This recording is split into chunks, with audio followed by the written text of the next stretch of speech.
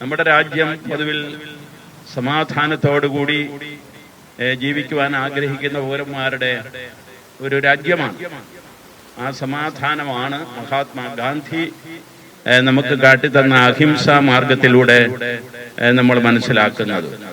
അപ്പോഴങ്ങനെയുള്ള ആ സമാധാനം സംരക്ഷിക്കപ്പെടുവാൻ നാം എല്ലാവരും കരുതലോടെ പ്രവർത്തിക്കേണ്ടിയിരിക്കുന്നു എന്ന് ഞാൻ സൂചിപ്പിക്കുകയാണ് ചെയ്യുന്നത്. നമ്മുടെ അന്താരാഷ്ട്ര ബന്ധങ്ങളിൽ സമാധാനത്തിന്റെ നിലപാടാണ് നമ്മൾ എടുക്കാതെ ഉള്ളത് എന്ന് വരികിലും നമ്മളും അസമാധാനം വിതയ്ക്കുന്ന യുദ്ധങ്ങളിലേക്ക് വലിച്ചിഴക്കപ്പെട്ടിട്ടുണ്ടെന്ന് നമുക്കറിയാം.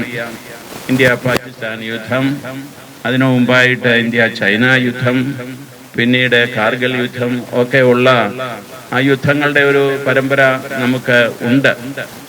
അതിൻ്റെയൊക്കെ ഫലമായിട്ട് ഭാരതത്തിൽ ചൈനയോടുള്ള യുദ്ധത്തിലാണ്. ലഡാക്കിന്റെ ഒരു ഭാഗം ഇപ്പോഴും ആ രാജ്യത്തിന്റെ അധീനതയിലാണ്. പാകിസ്ഥാനോടുള്ള യുദ്ധത്തിൽ കാശ്മീരിന്റെ ഒരു ഭാഗവും അവരുടെ അധീനതയിലാണ്. ഇതൊന്നും ചർച്ച ചെയ്യാനുള്ള അവസരമല്ല ഇതെന്ന് വരികിലും സമാധാനത്തിന് നമ്മൾ ചിലപ്പോൾ വില കൊടുക്കേണ്ടി വരുന്നു എന്നുള്ള വസ്തുത നിങ്ങളുടെ മനസ്സിലേക്ക് ഞാൻ കൊണ്ടുവന്നു എന്ന് മാത്രമേ ഉള്ളൂ. എന്നാൽ സമാധാനം നമ്മൾ സ്ഥാപിക്കേണ്ടത് നമ്മുടെ പൗരന്മാരുടെ ജീവിതത്തിലാണ്. ഈ ലോകത്തിലെ, ഈ രാജ്യത്തിലെ എല്ലാ ആളുകളും സന്തോഷത്തോടും സമാധാനത്തോടും കൊണ്ട് ജീവിക്കത്തക്ക രീതിയിൽ എല്ലാവർക്കും അർഹമായ സ്വാതന്ത്ര്യം അതാത് സന്ദർഭങ്ങളിൽ അവർക്ക് ലഭിക്കുവാൻ നാം ഇടയാക്കണം. അതുകൊണ്ട് സ്വാതന്ത്ര്യം നിഹനിക്കപ്പെടുന്ന സന്ദർഭങ്ങളിൽ ഒന്നായി ഒരു ജനാധിപത്യ രാജ്യത്തിലെ പൗരന്മാരെന്നുള്ള നിലയിൽ നാം സംഘടിച്ച് പ്രവർത്തിക്കേണ്ട സന്ദർഭങ്ങൾ ഉണ്ടാകും. അടുത്ത കാലത്തും അങ്ങനെയൊക്കെ നാം സംസാരിച്ചുവല്ലോ, പ്രവർത്തിച്ചുവല്ലോ എന്ന് ഞാൻ സൂചിപ്പിക്കുകയാണ്.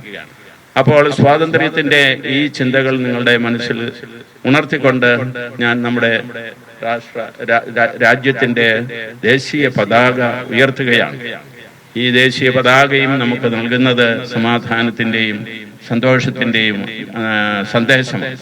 ഈ സന്ദേശം നമുക്ക് മനസ്സിൽ സൂക്ഷിക്കാം.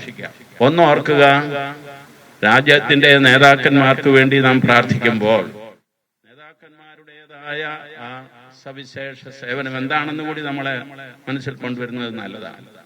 നേതൃത്വം എപ്പോഴും നയിക്കാനുള്ളതാണ്, ജനങ്ങളെ നന്മയിലേക്ക് നയിക്കാനുള്ളതാണ്.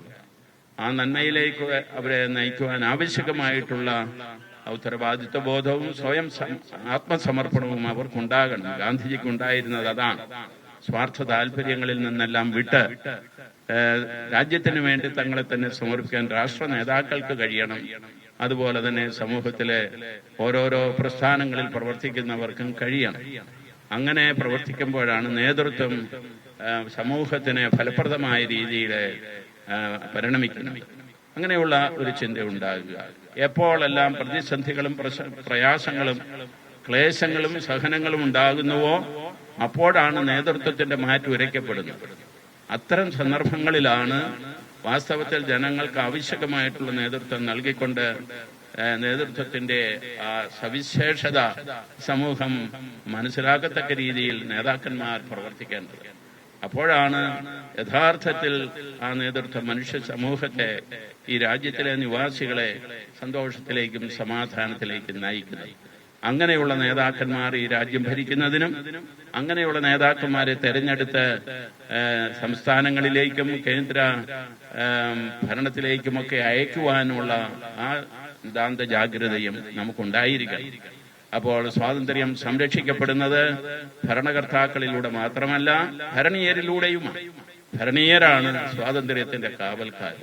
കാരണം എവിടെ സ്വാതന്ത്ര്യം നിഹനിക്കപ്പെടുന്നുവോ അവിടെയെല്ലാം ശബ്ദമുയർത്തുവാനും അവിടെയൊക്കെ യഥാർത്ഥത്തിൽ ഉത്തരവാദിത്വ ബോധത്തോടുകൂടി നമ്മുടേതായ അഭിപ്രായ പ്രകടനങ്ങൾ നടത്താനും എല്ലാവിധത്തിലുമുള്ള പ്രവർത്തനങ്ങൾ കരുപിടിക്കാനും നമുക്ക് സാധിക്കേണ്ടിയിരിക്കുന്നു.